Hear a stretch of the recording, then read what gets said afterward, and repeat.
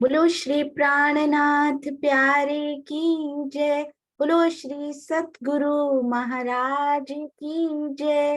बोलो श्री पन्ना धाम की जय। बोलो श्री सुंदर साथ की जय। प्रणाम जी सुंदर साथ जी। आज श्री बीतक साहिब जी का तीसरा दिवस है, जिसमें हम सब सुंदर साथ महाकारण, इस खेल में आने का महाकारण और कारण के विषय में जानेंगे। और कल ही ये बनाते हुए मुझे ये अनुभूति हुई कि इश्क और साहिबी महाकारण रहा, और कारण बनाया गया रूहें और अक्षर ब्रह्म, और इश्क डायरेक्टली मैच होता है रूहों से, और साहिबी डायरेक्टली मैच होती है अक्षर ब्रह्म जी से। प्रणाम जी सुंदर साथ जी। आइए सुनते हैं वृंदा दीदी से एक बहुत ही सुंदर कीर्तन।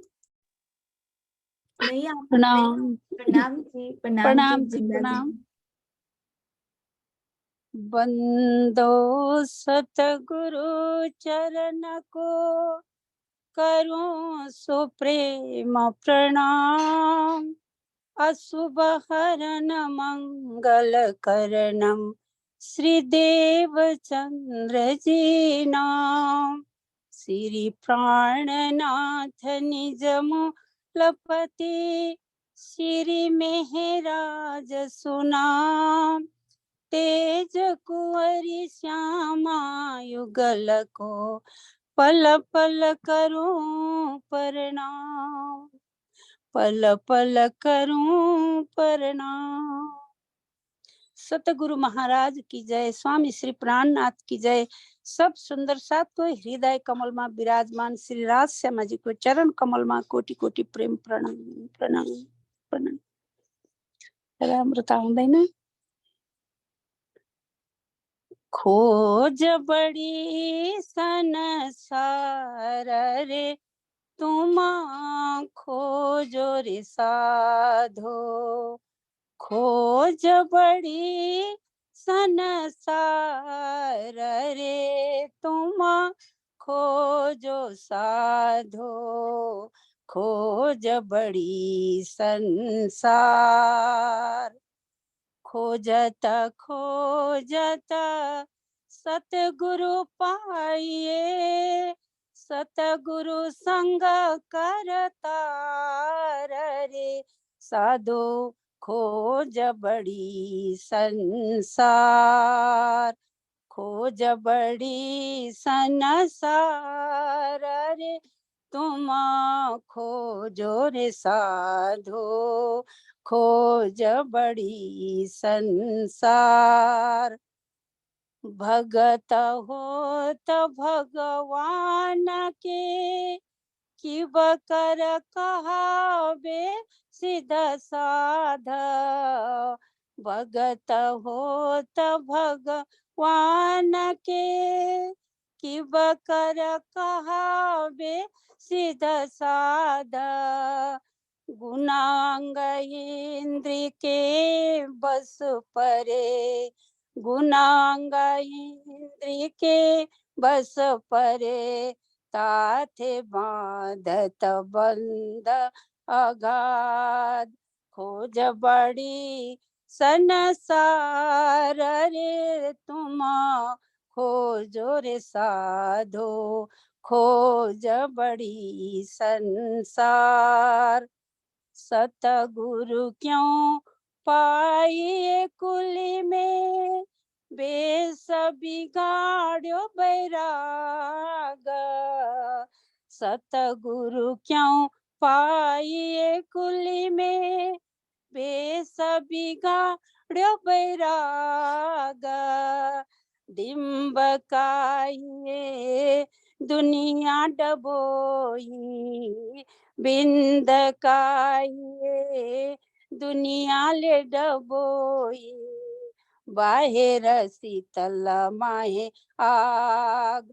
खोज बड़ी संसार रे तुम खोजो रे साधो। खोज बड़ी संसार। गोविंद के गुण गाय के ताव परमागत दान। गोविंद के गुण गाय के ताव परमागत दान। धिक धिक पड़ो ते मानवी, धिक धिक पड़ो रे मानवी, जो बेचत है भगवान। खोज बड़ी संसार रे तुम, खोजो रे साधो। उदर कारण बेचे हरि, मुझे मुड़ो यही पायो रोजगार।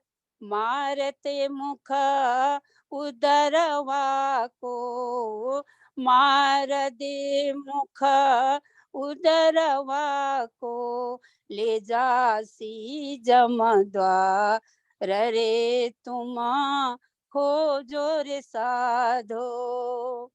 बैठत सतगुरु होय के, आस करे शिष्य केरी। बैठत सतगुरु होय के, आस करे शिष्य केरी।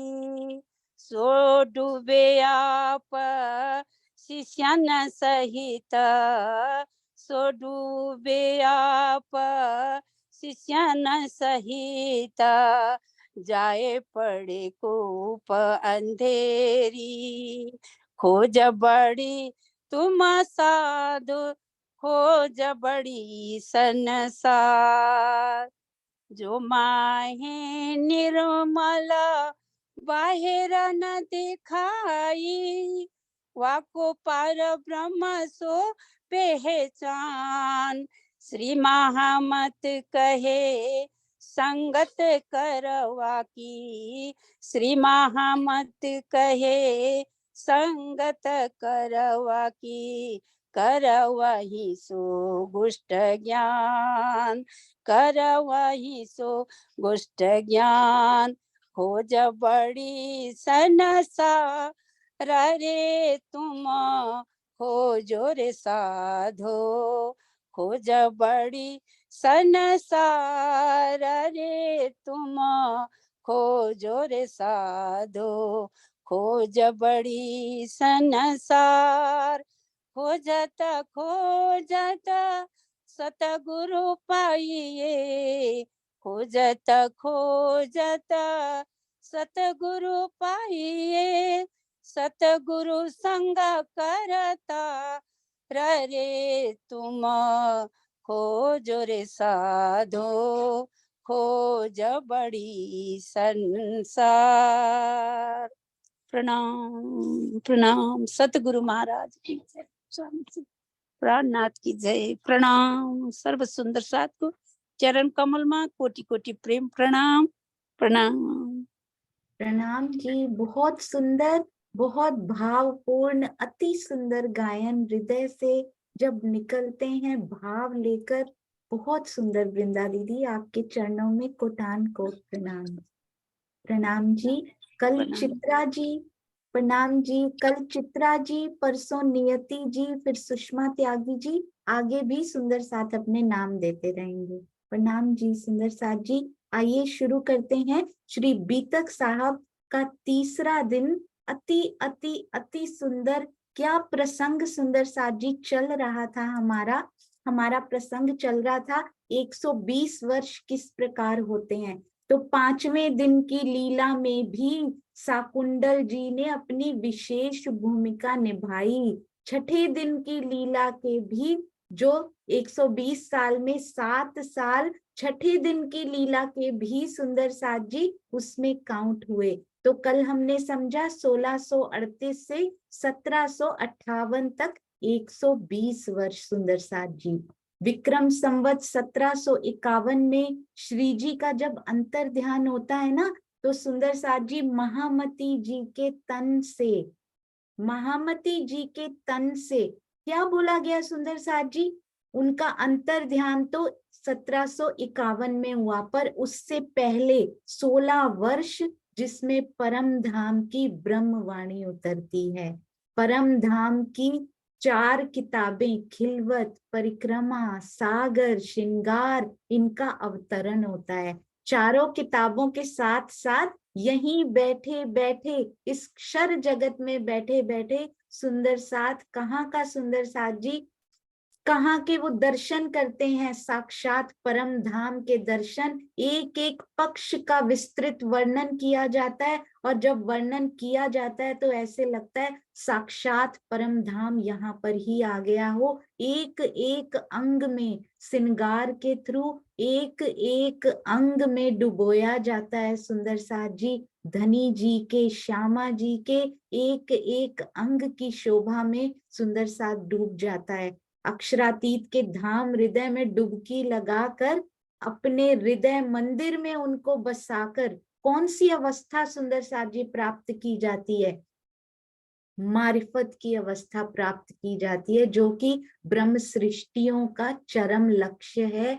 मारिफत की अवस्था यानी कि अपने धनी से एकाकार हो जाना, उनसे कोई भी उनसे अंतर भेद न रहना, ऐसे लगे जैसे हम और आप एक ही हो गए। तो सर्वोपरि लक्ष्य को सुंदर साथ ने तब प्राप्त कर लिया उनके चरणों में रहकर। ये जो सुख मिला ना सुंदर साथ जी, वो सुख आज तक किसी को, किसी सृष्टि को प्राप्त नहीं हो सका था, क्योंकि दुनिया तो नारायण निराकार को या फिर साकार को निराकार साकार में भटकती फिर रही थी। बेहद की पंच वासनाएं, यानी कि अक्षर ब्रह्म की पंच वासनाएं जरूर थी, जिन्होंने बेहद में डुबकी लगाकर कुछ अखंड सुख प्राप्त किया। पर परम धाम में कौन जा सकता है? श्री कृष्ण त्रिधा लीला को समझकर हम सब ये जानते हैं सुंदर साथ जी, बेहद की पंच वासनाएं भी सत स्वरूप को ही सच्चिदानंद स्वरूप मानती हैं। परम धाम के बारे में तो उनको भी कुछ पता नहीं है। स्वलीला अद्वैत कहते किसको हैं सुंदर साथ जी? ये दुनिया द्वैत, जहां दो, जहां एक कभी हुआ ही नहीं जा सकता, केवल चितवन के थ्रू अपने धनी से एक हुआ जा सकता है। पर इस दुनिया में द्वैत, योग माया अद्वैत, जहां माया और ब्रह्म, पर माया भी ब्रह्म रूप, इसीलिए वो अद्वैत। और परम धाम तो स्वलीला अद्वैत, वहां तो माया और ब्रह्म को भी एक रूप होने की जरूरत नहीं, क्योंकि एक ही है जो सभी में क्रीड़ा कर रहा है। वो है हमारे अक्षरातीत, हमारे प्राण पिया स्वलीला अद्वैत में। इस जगत से कभी ना कोई जा सका था, ना कोई जा सकता है।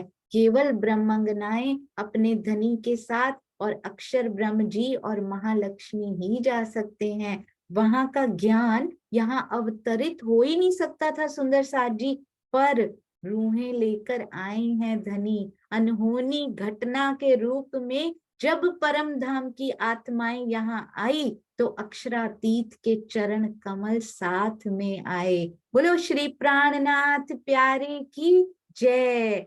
परिणाम स्वरूप क्या हुआ सुंदर साथ जी? अक्षरातीत का वो अलौकिक ज्ञान जो आज तक इस दुनिया को नहीं मिला था, वो यहाँ पर आया। और इसी वाणी के जो तारतम वाणी, श्री तारतम वाणी, श्री कुलजम वाणी जो अवतरित हुई, उसका कैसे अवतरित हुई सुंदर साथ जी? ऐसे ही नहीं लिखी गई वो, केवल तन श्री मेहराज ठाकुर जी का, आत्म इंद्रावती जी पर स्वयं आवेश स्वरूप ने वो वाणी यहाँ पर लेकर आए हैं, आवेशित वाणी। इसीलिए और कोई वाणी इस जगत में आवेशित वाणी नहीं है सुंदर साथ जी। तो इस वाणी के प्रचार प्रसार का जो जिम्मा था, जो उत्तरदायित्व था, वो किसको दे दिया गया? महाराजा छत्रसाल जी को। 24 वर्ष तक आगे भी महाराजा छत्रसाल जी उनको निभाते रहे। पूरे देश में जगह जगह वाणी के प्रचारक भेजे, नेपाल में भेजा, पंजाब में भैया सीताराम जी को भेजा, केसर बाई जी को जामनगर भेजा, उदयपुर में मुकुंद दास जी को भेजा। पूरे देश में जगह जगह धर्म प्रचारक भेजकर महाराजा छत्रसाल जी ने उस ज्योति को चारों तरफ फैलाया, ज्वलंत बनाए रखा। सुंदर साथ जी, छठे दिन की लीला में जो मोमिन होने वाले हैं, यानी हम सब सुंदर साथ, उनके लिए मिसाल कायम की, क्योंकि अग्रणी सखी हमारी कौन सी सुंदर साथ जी, शाकुंतल सखी ने एग्जाम्पल बताया कि सुंदर साथ जी छठे दिन में ये करना है वाणी के प्रचार प्रसार के लिए। तो सुंदर साथ का भी, हम सुंदर साथ का भी उत्तरदायित्व है कि ब्रह्मवाणी की ज्योति को इस प्रकार फैलाते रहें। जो भी हमें मिले, कम से कम धनी की कोई बात तो उनके दिल में डाल दें, क्या पता किसके यहाँ, किसके अंदर कौन सी आत्म बैठी हो। सुंदर साथ जी, 400 से अधिक मंदिर हैं हमारे पास। सभी मंदिरों में छोटे रूप में या बड़े रूप में बीतक का आयोजन होता ही रहता है। कहीं थोड़े कम सुंदर साथ होते हैं, कहीं थोड़े ज्यादा सुंदर साथ हैं। जिस जिस शहर में जितने सुंदर साथ हैं, सभी मिलकर श्री बीतक साहब का आयोजन तो जरूर करते हैं। और ये श्री बीतक साहब हमारे लिए गौरवमयी क्षण, उसकी अनुभूति होती है कि हमारे सुंदर साथ में हमें परम धाम का ज्ञान सुंदर साथ जी मिला है। कितने भाग्यशाली हैं हम सुंदर साथ। 14 तबक में धनी जी क्या कहते हैं सुंदर साथ जी, आज मैंने एक बहुत ही प्यारी चौपाई पढ़ी, उसमें धनी जी कहते हैं 14 तबक में नहीं, 14 तबक में ये वाणी नहीं है, पर मैंने तुमको दे दी है, सिर्फ तुमको दे दी है ये मैंने वाणी, जो 14 तबक में नहीं। ये हुआ किस प्रकार है, केवल हक की मेहर से ये हो पाया है सुंदर साथ जी। अति सुंदर। तो अब 120 वर्षों में क्या क्या घटित हुआ, ये सब इस श्री बीतक साहब में सारा वृत्तांत कहकर सुनाया गया है सुंदर साथ जी। आज मैं एक आपको चौपाई भी बताना चाहूंगी, बहुत सुंदर चौपाई, जिसमें सुंदर साथ जी के कुछ प्रश्न भी आए थे और वो मेरे दिल में भी प्रश्न था। तो मैं आपको एक चौपाई सनंद से सुंदर साथ जी 120 वर्षों के बारे में ही लिखी हुई, श्री राजन स्वामी जी के द्वारा टीका किया गया सुंदर साथ जी इस प्यारी आवेशित वाणी का। तो ये देखिए श्री सनंद, मुझे इनका प्रकरण ये है लास्ट प्रकरण सुंदर साथ जी, लास्ट प्रकरण है। अक्षर के दोए चश्मे नहासी नूर नजर, 24 नंबर की चौपाई है। 20 बरसों कायम होसी वैराट सचराचर, होसी वैराट सचराचर। थोड़ा सा और बड़ा करती हूँ ताकि सभी मोबाइल में भी दिखाई दे पाए। अक्षर के दोए चश्मे नहासी नूर नजर, 20 बरसों कायम होसी वैराट सचराचर। चौपाई नंबर 24 मैं प्रकरण अभी दिखाऊंगी आपको, लास्ट है ये। श्री महामती जी के धाम हृदय में विद्यमान रहकर अक्षर ब्रह्म के दोनों फरिश्ते जिब्रील एवं असराफील तारतम ज्ञान के रस में ओत प्रोत हो जाएंगे। अब तो हो गए हैं। जागनी लीला के 120 वर्ष, 120 वर्ष यानी कि 1638 से 1758 तक पूर्ण होने के पश्चात, सुंदर साथ जी ये हमने कल किया था, पूर्ण होने के पश्चात चर अचर प्राणियों सहित ये संपूर्ण ब्रह्मांड अखंड मुक्ति को प्राप्त होगा, अखंड मुक्ति को प्राप्त हो जाएगा 1758 तक। सुंदर साथ जी ध्यान दीजिएगा, बहुत सुंदर ये चौपाई। सॉरी, मैंने गलती से उसको एक्साइटमेंट में सुंदर साथ जी, हाँ जी एक मिनट जी, मैं आपको यहाँ पे ये दिखाना चाह रही थी जी, आई एम सो सॉरी। हाँ जी, तो इसका भावार्थ देखिएगा, इनके पूर्ण होने के पश्चात चर अचर प्राणियों सहित ये संपूर्ण ब्रह्मांड अखंड मुक्ति को प्राप्त होगा। भावार्थ, चश्मा का अर्थ जल स्रोत, सरिता अथवा झरना होता है। अक्षर ब्रह्म के ये दोनों फरिश्ते जिब्रील और असराफील हैं, जो संसार में क्रिया शक्ति और ज्ञान शक्ति की भूमिका निभाते हैं। असराफील ज्ञान और ये सब कार्य संपादित करने वाले जोश की शक्ति। असराफील पिरवल्या अर्स अजीम के माहे, जबराइल जबरूत की हद छोड़ सक्या नाहे। श्री मारिफत सागर की चौपाई। मोहम्मद सल्लल्लाहु अलैहि वसल्लम के साथ जाने वाला जो जिब्रील सत स्वरूप से आगे नहीं जा सका, वो महामती जी के धाम हृदय में विद्यमान रहकर हिलवत परिक्रमा सागर और श्रृंगार का रसपान कर परम धाम का संपूर्ण आनंद प्राप्त किया उन्होंने। इसे ही तारतम ज्ञान के रस में डूबना या नहाना कहते हैं। या अक्षर ब्रह्म की नूरी दृष्टि में सराबोर होने का प्रसंग नहीं है। ये तो अनादिकाल से अक्षर ब्रह्म की ही सानिध्यता में रहते हैं। अब आइए ये देखिए, 20 का तात्पर्य 20 और 100। 2000 यानी 2000 ईस्वी सन नहीं समझना चाहिए, 2000, क्योंकि यहाँ पर ईस्वी की बात नहीं हो रही, यहाँ पर विक्रम संवत की बात होती है वैसे भी। तो ये 20 और 100, क्योंकि यहाँ सारी गणना हिजरी और विक्रम संवत में की गई है। इसका आशय जागनी लीला के 120 वर्षों से है। इसके पश्चात भी ब्रह्मांड के अस्तित्व का बना रहना। क्या थी सुंदर साथ जी? इसके बाद सब अखंड हो जाएंगे। इसके पश्चात भी ब्रह्मांड के अस्तित्व का बना रहना यही दर्शाता है कि खेल को अभी बढ़ा दिया गया है और इसके प्रलय का समय मूल स्वरूप की इच्छा पर निर्भर है। बहुत ही सुंदर ये चौपाई मुझे लगी कि 120 वर्ष के बाद तो हो जानी चाहिए थी प्रलय, परंतु प्रलय नहीं, मतलब जागनी लीला फिनिश हो जानी चाहिए थी, पर नहीं, धनी ने क्या क्या सोच रखा था आगे भी। तो सुंदर साथ जी, भविष्य पुराण में राजा कहे जुगचार, वचन जो है व्यास के ताको करो विचार। 18 पुराणों में भविष्य पुराण की चर्चा आती है, लेकिन ये ध्यान रखना चाहिए कि पुराणों में तो परिवर्तन होता रहता है।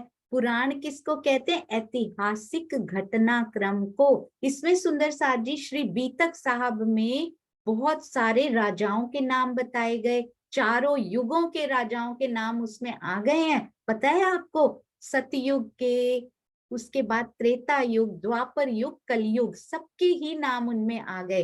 तो आपने राजा जनक का इतिहास भी सुना होगा, सीता जी के पिताजी जनक हैं, और जनक के पास सुखदेव जी का भी वर्णन आता है। पर जिस समय सुखदेव जी हुए उसमें तो 16 लाख वर्षों का अंतर आ जाता है। तो क्या जनक की उम्र, जनक जी की उम्र 16 लाख हो गई? नहीं नहीं, ये तो कभी हो ही नहीं सकता कि 16 लाख वर्ष उम्र हो जाए। सिंहासन पर बैठा हुआ व्यक्ति 16 लाख तक जिंदा रह जाए, ये तो संभव ही नहीं है। तो इससे पता लगता है कि जनक एक उपाधि है।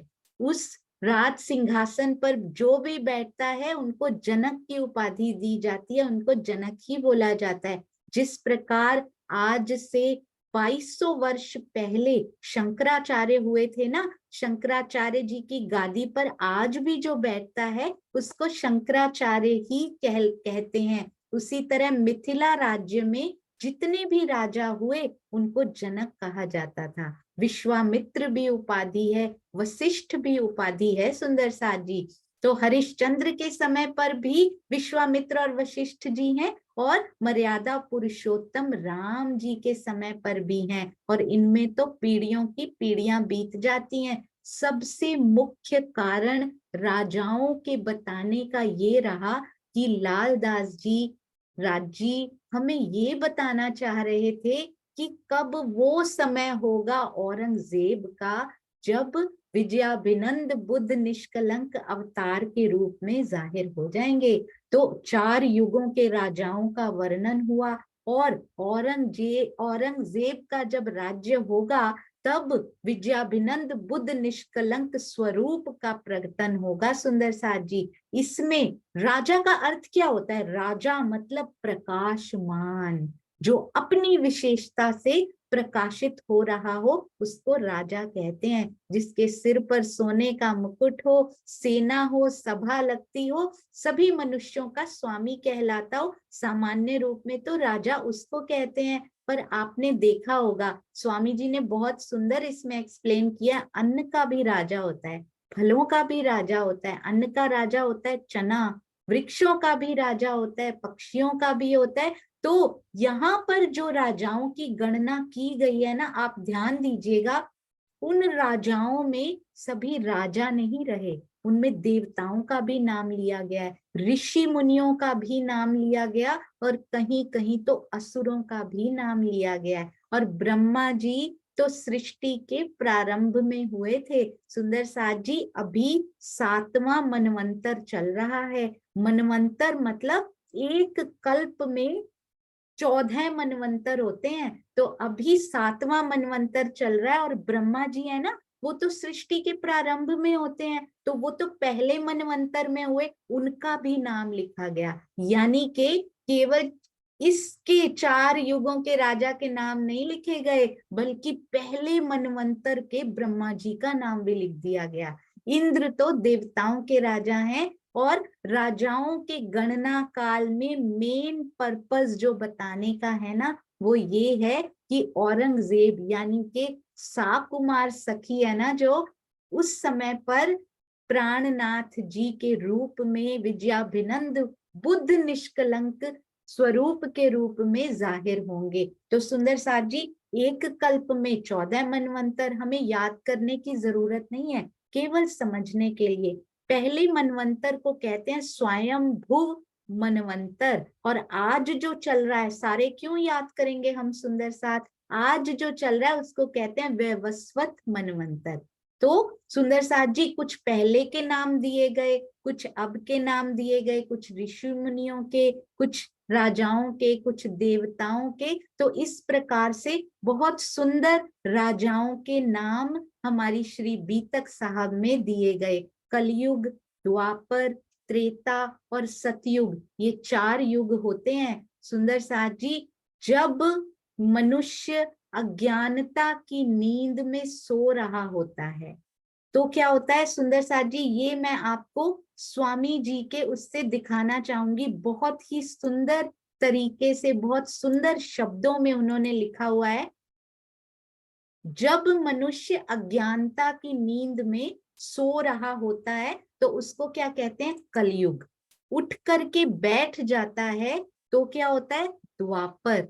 जब खड़ा हो जाता है तो होता है त्रेता। जब सत्य की तरफ चल पड़ता है तो उसको कहते हैं सतयुग। यानी सोना कलयुग, बैठ जाना द्वापर, खड़े होना त्रेता, और सत्य की ओर चल पड़ना सतयुग। चारों युगों में अलग अलग प्रवृत्ति होती है। सतयुग में, ध्यान से सुनिएगा सुंदर साथ जी, सतयुग में 4 चरण, सत्य, तप, ज्ञान और कर्म, ये धर्म के चारों चरण दृढ़ता से खड़े होते हैं। त्रेता में क्या होता है, पहला वाला हट जाता है, त्रेता में सत्य हट जाता है। तो त्रेता में कौन से 3 चरण रह जाते हैं, तप, ज्ञान और कर्म। द्वापर में पहले दोनों ही हट जाते हैं, सत्य तथा तप दोनों हट जाते हैं, तो द्वापर में ये दोनों रह जाते हैं, ज्ञान और कर्म। और कलयुग में पहले तीनों ही हट जाते हैं, यानी कि ना तो सत्य होता है, ना तप, ना ज्ञान, केवल कर्म होता है। सुंदर साथ जी, ऐसा नहीं है कि बिल्कुल ही हट जाते हैं, तो प्रमुख रूप से, यानी प्रमुख रूप से केवल 3 रह जाते हैं त्रेता में, प्रमुख रूप से बाकी गौण हो जाते हैं। प्रमुख रूप से ये 2 रह जाते हैं द्वापर, द्व मतलब 2, त्र मतलब 3, और सतयुग में तो सत्य से ही शुरू होता है। और कलयुग में केवल कर्म भूमि रह जाती है, केवल कर्म पे ही खड़े होते हैं सुंदर साथ जी। चारों युगों में जो मुख्य मुख्य व्यक्ति हुए, उनको भविष्य पुराण में राजा कहे जुग 4 इस प्रकरण में वर्णित किया गया है। पर क्या कहते हैं सुंदर साथ जी, स्वामी जी ने बहुत सुंदर लिखा है कि एक होती है नामावली और एक होती है वंशावली। वंशावली का क्या अर्थ होता है सुंदर साथ जी, जो वंश से सीरियल ऑर्डर में चलती है। नाम का अर्थ होता है कि मुख्य मुख्य नाम उसमें बता दिए जाते हैं। तो कहीं कहीं तो वंशावली आई है, जहां जहां श्री राम भी आए हैं और दशरथ भी आए हैं, राम भी आए हैं, लव और कुश भी आए हैं, तो वो उन्होंने वंशावली का भी एग्जाम्पल दे दिया और नामावली का भी एग्जाम्पल दे दिया। किस प्रकार? मर्यादा पुरुषोत्तम राम तो त्रेता युग में हुए थे, पर महाभारत की गणना यहाँ के विदेशी इतिहासकारों के अकॉर्डिंगली भी 5000 है, पर यदि युगों के हिसाब से देखें तो 16 लाख वर्ष का अंतर हो जाता है त्रेता युग में और महाभारत के काल में, यानी द्वापर युग में। तो सुंदर साथ जी आगे चलते हैं। बहुत ही सुंदर इस पूरे प्रकरण का जो मेन जिस्ट है कि वो क्या बताया गया, वो हम सब सुंदर साथ ने समझ लिया कि विजयाभिनंद बुद्ध निष्कलंक स्वरूप 1735 में उनका प्रकटन होगा। तो लास्ट कलयुग के अंतिम जो राजा हैं, कौन? औरंगजेब, तब उनका राज्य चल रहा होगा। तो सुंदर साथ जी जब औरंगजेब का राज्य चल रहा होगा तो इतना अत्याचार, इतना पाप, इतनी त्राही त्राही होगी कि सबके कल्याण के लिए, संसार को अखंड मुक्ति प्रदान करने के लिए सच्चिदानंद परब्रह्म आएंगे, जिनको कहेंगे विजयाभिनंद। विजय जिनका अभिनंदन करे, बुद्ध निष्कलंक स्वरूप, जिनकी वाणी में कोई संशय ना रहे सुंदर साथ जी, कोई किसी भी प्रकार का कलंक ना रह जाए, किसी प्रकार का ऐसा दाग ना रह जाए जिसमें कोई संशय हो, जिसपे कोई उंगली भी उठा सके। नारायण को तो क्षर जगत का पता है, बेहद का पता ही नहीं। बेहद में लीला होती है, पर किसकी होती है? अक्षर ब्रह्म की। अक्षर ब्रह्म जी को भी ये पता नहीं कि अक्षरातीत के महल में प्रेम इश्क बरतत, सो सुध अक्षर को नहीं, जो किन्विद केल करत। अक्षर को भी अक्षरातीत की लीला की खबर नहीं सुंदर साथ जी, तो संसार के प्राणी तो क्या जानेंगे। कितनी दुर्दशा यहाँ पर हो रही प्राणियों की, पर आज तारतम वाणी अवतरित हो चुकी है सुंदर साथ जी।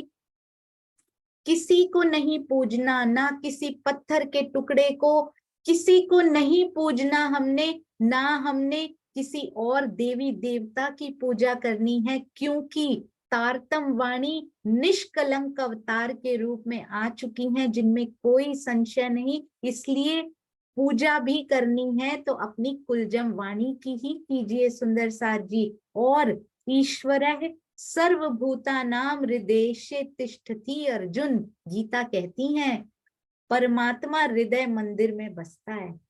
सुंदर साथ जी हमारे आवो जी वाला मारे घेर, क्या कहते हैं उसमें? मेरे प्राण वल्लभ, मेरे प्राण प्रियतम, मेरे हृदय मंदिर में आ जाइए। इतनी सुंदर प्रार्थना कि अक्षरातीत मुझे रोते हुए छोड़कर क्यों चले गए। मैं ज्ञान के प्रकाश से जागृत हो गई, पर आप मुझे दिखाई क्यों नहीं दे रहे। क्या कहती हैं इंद्रावती जी की आत्म? विरहा में पुकार रही हूँ, इसी क्षण, इसी क्षण, बस इसी क्षण आ जाओ मेरे सामने। दुनिया उस अक्षरातीत को प्रियतम नहीं मानती सुंदर साथ जी।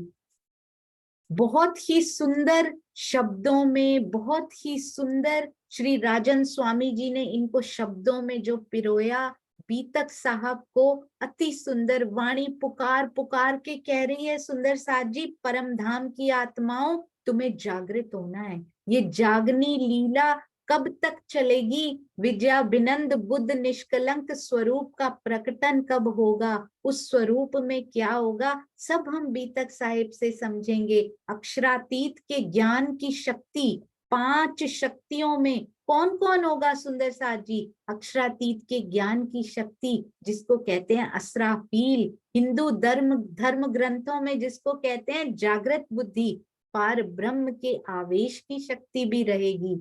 और आवेश जिसमें भी विराजमान हो उसको क्या कहते हैं? पार ब्रह्म अक्षरातीत। पार ब्रह्म की आह्लादिनी शक्ति श्यामा जी भी होंगी। अक्षरातीत के आदेश की शक्ति, उनके हुक्म की शक्ति को ही कहते हैं आवेश की शक्ति। उनका जोश भी होगा, जिसको कहते हैं जबराइल, जिसके द्वारा सारे कार्य संपादित होते हैं। और सुंदर साथ जी पार ब्रह्म के सत अंग अक्षर ब्रह्म और पार ब्रह्म की आह्लादिनी शक्ति आनंद अंग भी होंगे, और चिदघन स्वरूप के रूप में वो स्वयं होंगे। तो राजी, श्यामा जी, अक्षर ब्रह्म, असराफील और जबराइल, जब ये पांचों शक्तियों के साथ वो तन लीला करेगा तो उसमें कोई अपूर्णता नहीं रहेगी। सारी शक्तियां उसमें समाई होंगी। कई होए सी, पर किन ब्रह्मांडों ना है। कितने ब्रह्मांड बन गए, इसके बाद भी बनते रहेंगे सुंदर साथ जी, पर ऐसा स्वरूप ना कभी हुआ, ना कभी हो सकता है। सुंदर साथ जी एक बहुत सुंदर बात जो स्वामी जी के ही शब्दों से मैं आपको दिखाना चाहती हूँ, मुझे इतनी प्यारी लगी वो बात। कोई जागनी नहीं कर सकता सुंदर साथ जी, जैसे श्री कृष्ण जी ने व्रज में इंद्रकोप के समय गोवर्धन को उंगली पर उठाया था और सबको क्या कहा था कि इसके नीचे सहारा लगा दो, लाठी डंडे लगाओ। जागनी कौन करता है? जागनी करने वाला तो मूल स्वरूप है। परम धाम की आत्माओं को जो शोभा दी जा रही है कि वो ज्ञान का प्रकाश लेकर आगे बढ़े और सबके हृदय में उस ज्योति को पहुंचाने का सबसे पवित्र कार्य है वो करें। इससे हमें क्या पता लगा सुंदर साथ जी? कहते हैं गोवर्धन किसने उठाया हुआ था? गोवर्धन तो श्री कृष्ण जी ने उठाया हुआ था। आप समझे ना सुंदर साथ जी? गोवर्धन पर्वत को तो श्री कृष्ण जी ने, धनी जी ने उठाया था, पर फिर भी शोभा किसको दे रहे हैं? आओ गोपियों, आओ ग्वालो, लगा लो डंडे, थोड़े थोड़े डंडे तुम भी लगा लो नीचे, ताकि तुम्हें खुशी हो जाए मैंने भी उसमें पार्टिसिपेट किया है। उठाया तो सारा मैंने हुआ है, पर नीचे सहारे दे लो। सारी ब्रिज नीचे डंडे लगाकर खड़ी हुई है और खुश हो रही है कि कृष्ण जी का साथ हमने भी दे दिया। पर सुंदर साथ जी जागनी करने वाला तो मूल स्वरूप है, जागनी करने वाले तो आवेश स्वरूप हैं। सारे सुंदर साथ को शोभा दे रहे हैं, डंडे उनसे जरूर नीचे लगवा रहे हैं गोवर्धन पर्वत के, पर उठाकर वो स्वयं ही खड़े हैं। इस बात को कभी नहीं भूलना चाहिए सुंदर साथ जी की करने कराने वाला केवल मूल स्वरूप है और कोई कुछ नहीं कर सकता। ये डंडे भी वही लगवा रहा है जागनी के। तो इसलिए इस बात को कभी ना भूलें, मैं की ग्रंथि कभी किसी के अंदर ना आ पाए। ज्ञान का प्रकाश सुंदर साथ जी किसी के भी हृदय में प्रवेश कर जाए ना, तो लाखों जन्मों से भटकता हुआ जीव परम धाम की ओर उन्मुख हो जाता है, योग माया के शाश्वत आनंद को प्राप्त कर सकता है। तो बीतक साहब का मूल उद्देश्य, ध्यान से सुनिएगा, बीतक साहब का मूल उद्देश्य चौपाइयों को पढ़कर प्रसाद लेना ही नहीं है सुंदर साथ जी, वो तो घर बैठ के किया जा सकता है। ये परंपरा क्यों बनाई गई है? सावन के महीने में, क्योंकि पंचमी के दिन ब्रह्मवाणी को सिंहासन पर पधराया गया था। जैसे राजा का राज तिलक होता है, उसी तरह से श्री जी के अंतर ध्यान होने के पश्चात वाणी को आज के दिन सिंहासन पर, आज के यानी जिस दिन बीतक शुरू हुई है, सिंहासन पर पधराकर पूजन की परंपरा डाली गई थी। हमें भी ये व्रत लेना है सुंदर साथ जी, जीवन का हर पल हम भी वो डंडा लेकर खड़े रहें जो श्री कृष्ण जी ने पूरे ब्रिज से लगवाया था। धनी जी के प्रेम में गुजारें, जागनी में गुजारें, ऐसे ऐसे प्रण बीतक में लें और उनको पूरा करें। इसलिए श्री बीतक साहब उनको ना केवल समझें, ना केवल पढ़ें, पर रहनी में उतारना अब जरूर शुरू करें सुंदर साथ जी, क्योंकि समय बहुत हो चुका है, बहुत कम इस मानव जीवन में जितने सांस होते हैं ना, बहुत खत्म हो चुके सुंदर साथ जी। यदि किसी भी प्रश्न का, जब वो अंतर ध्यान हो गए थे ना सुंदर साथ जी, किसी भी प्रश्न का समाधान नहीं मिलता था, तो लालदास जी, छत्रसाल जी, ऐसी कठिन स्थिति जब आ ही जाती थी तो अंदर चले जाते थे उनके पास, तरहटी में श्री जी से बातें भी किया करते थे।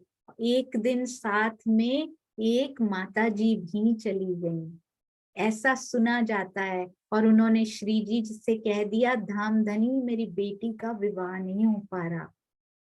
श्री जी ने उसकी भी इच्छा को पूर्ण किया, उसको अंगूठी दी और कहा कि हो जाएगा। पर उसके बाद उन्होंने छत्रसाल जी को कह दिया, ये दरवाजा बंद करवा दो, क्योंकि ममता में पड़े हुए सुंदर साथ नहीं समझ पाएंगे कि यहाँ पर कौन बेटा, कौन बेटी, कौन पोता, कौन पोती।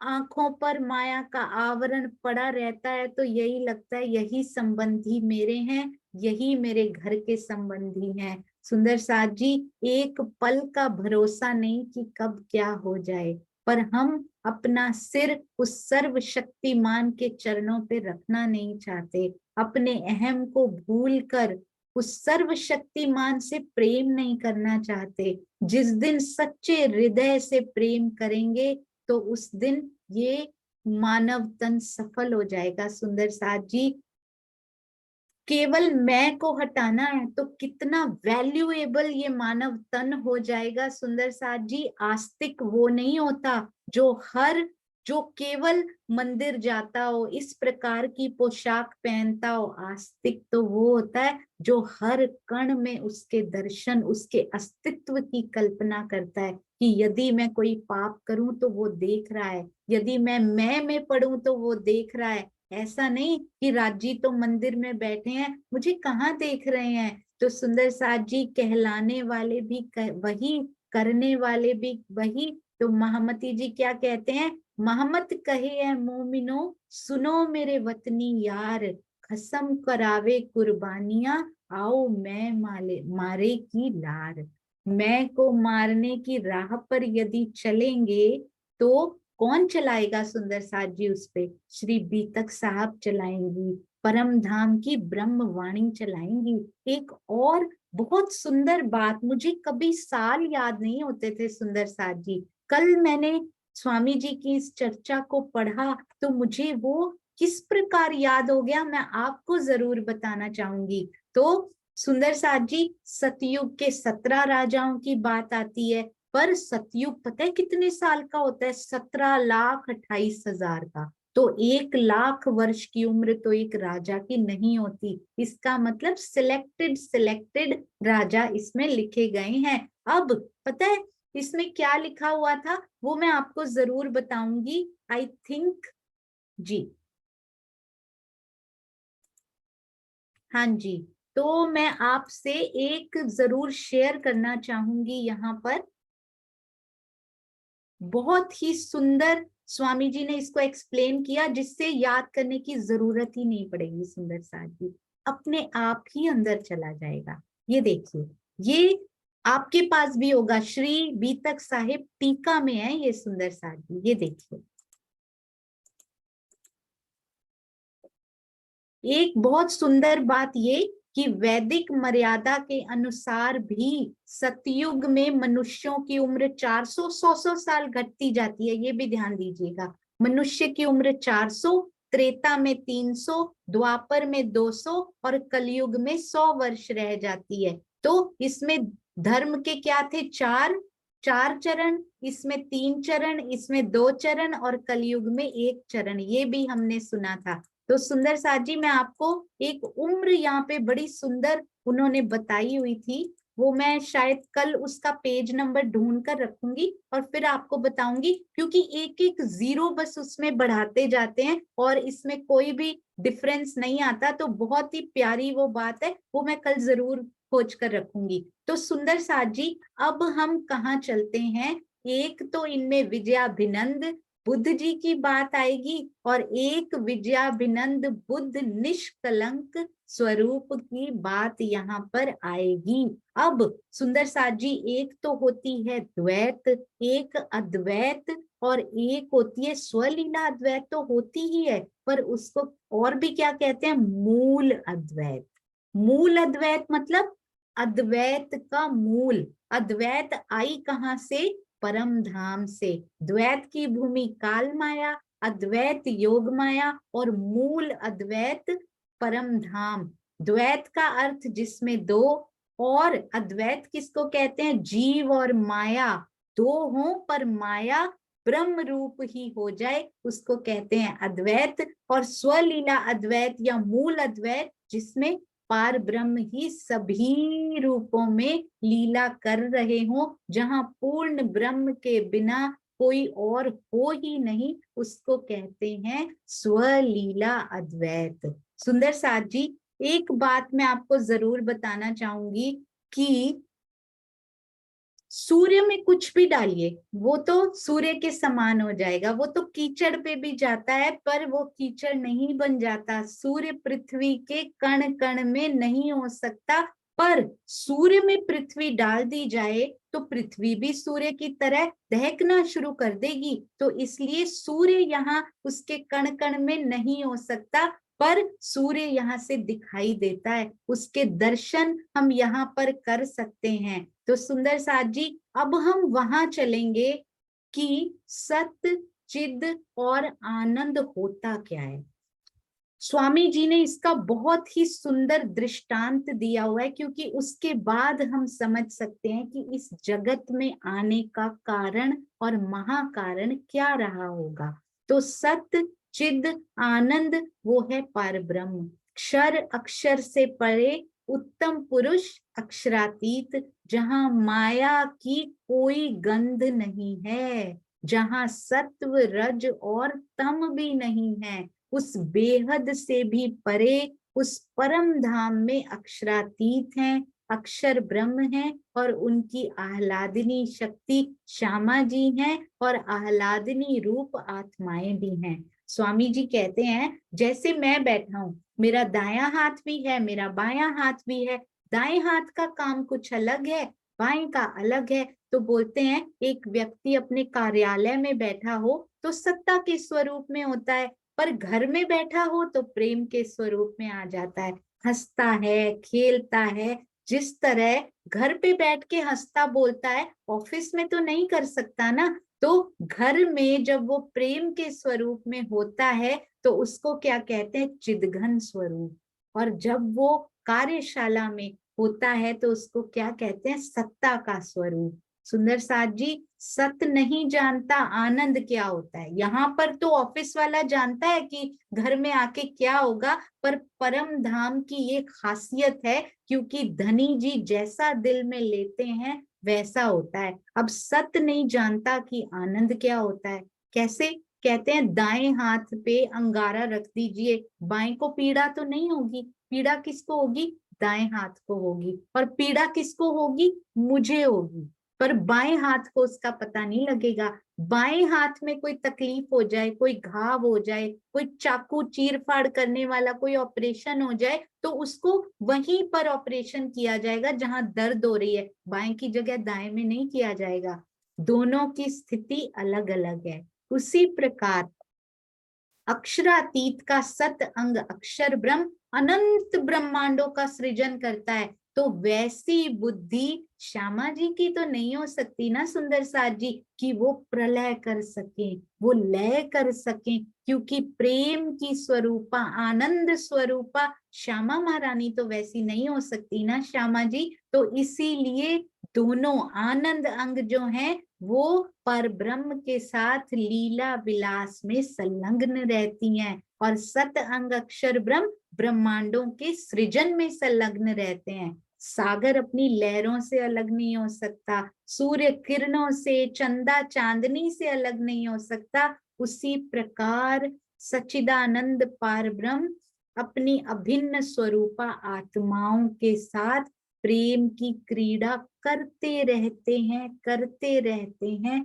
करते रहते हैं। सुंदर साथ जी, अब इस खेल में आने का क्या ऐसा कारण बन गया कि इस खेल में आना पड़ा? तो कारण और महाकारण दो चीजें होती हैं। महाकारण किसको कहते होंगे सुंदर साथ जी? कारण तो रीजन हमें पता है, महाकारण का क्या अर्थ हुआ?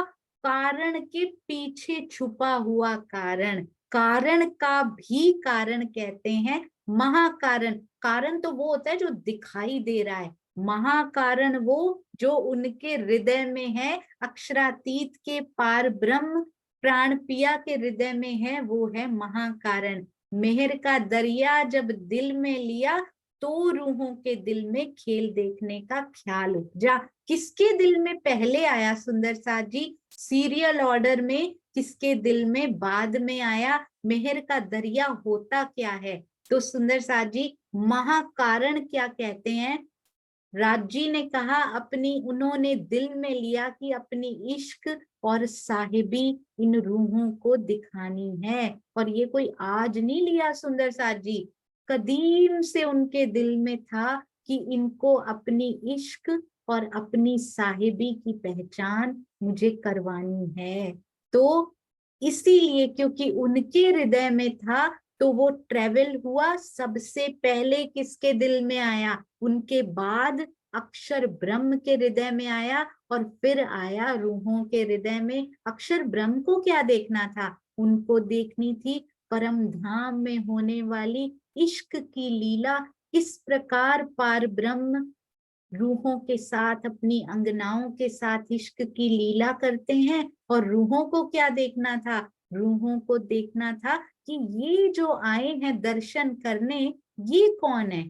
तो जब बताया गया कौन है तो ये करते क्या है? अब जो ये करते हैं हमें भी वो देखना है। करने करवाने वाले सब राजी हैं, किसी ने नहीं मांगा दोनों में से सुंदर साथ जी, मंगवाने वाले धनी हैं। क्योंकि मेहर का दरिया उन्होंने दिल में लिया है, रूहों के दिल में, अक्षर ब्रह्म के दिल में, तभी ये खेल का विचार उपजा है। तो किस प्रकार ये घटनाक्रम वहां पर परम धाम में चलेंगे, अपनी सुरता वहां लेकर जाएंगे सुंदर साथ जी, कि किस प्रकार ये वहां पर हुआ, कब कब कैसे कैसे श्री मुखवाणी में इनको लिखा गया, कल यहाँ से कंटिन्यू करेंगे। आप सबके चरणों में कोटान कोट प्रणाम जी। महामती जी के चरणों में कोटि कोटि प्रणाम। लालदास जी के चरणों में प्रणाम जी। छत्रसाल जी के चरणों में कोटान कोट प्रणाम। स्वामी जी के चरणों में प्रणाम जी। आप सब सुंदर साथ के चरणों में प्रणाम। यदि कोई भी त्रुटि हो तो जरूर बताने की कृपा करें ताकि उसको सही किया जा सके। और अपने चरणों की रज भी नहीं हो सुंदर साथ जी, आपके तो चरण रज भी बहुत भाग्यशाली है जो चरणों पे लगती है ब्रह्म सृष्टियों के। पर क्या कहूँ, क्या एग्जाम्पल दूं? तो चरण रज समझकर त्रुटियों को जरूर माफ करते जाइएगा। प्रणाम जी। कर तो स्वामी जी के टीका से ही रही हूँ, पर बीच बीच में अपने विचार जो उन्हीं के टीका से पढ़े हुए आए हुए हैं वो भी आते हैं, तो जीव की ग्राह्य शक्ति में कमी होने से त्रुटियां हो सकती हैं सुंदर साथ जी।